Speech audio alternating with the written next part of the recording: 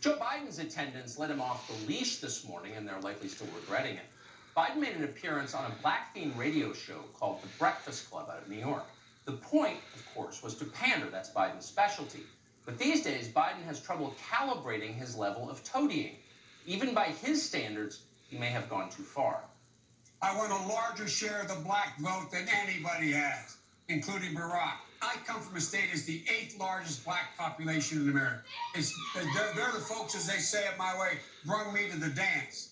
That's how I get elected. I get overwhelming support from the black leadership, young and old. I was the only white employee in the East Side because I wanted to work in the projects. That's what this is all about for me. For 50 years, Joe Biden has lived in one of the single whitest suburbs in America outside Wilmington, Delaware, Greenville. In 1975, Biden traded one enormous house built by the DuPont family for another, even larger DuPont estate, this one with a gate across the entrance. The main house alone measured over 10,000 square feet. So when Biden says, "This is where I come from," here's what he's talking about. Look carefully at that picture. Not many black people near Joe Biden's house. Never have been. Again, it's gated. So given his lack of personal exposure to diversity, Biden may be forgiven for thinking that all black people love drug dealers. He clearly thinks that.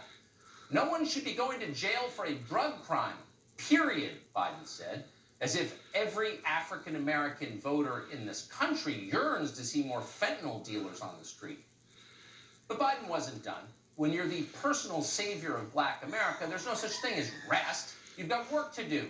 In Biden's case, that means deciding who is and who is not black, separating the legitimate black people from the fake black people. That's Joe Biden's job. He has that power. Watch.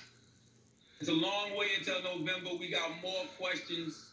You got more questions, but I tell you, if you have a problem figuring out whether you're for me or Trump, and you ain't black. Polls can be illusions, though. Like, we looked at all the polls in 2016, too, and look what happened. Totally different, man. 2016's totally different. Come on, man. Give me a little break here. This is where I come from. And you guys are wondering, what's he doing? Come on, man. Get a life.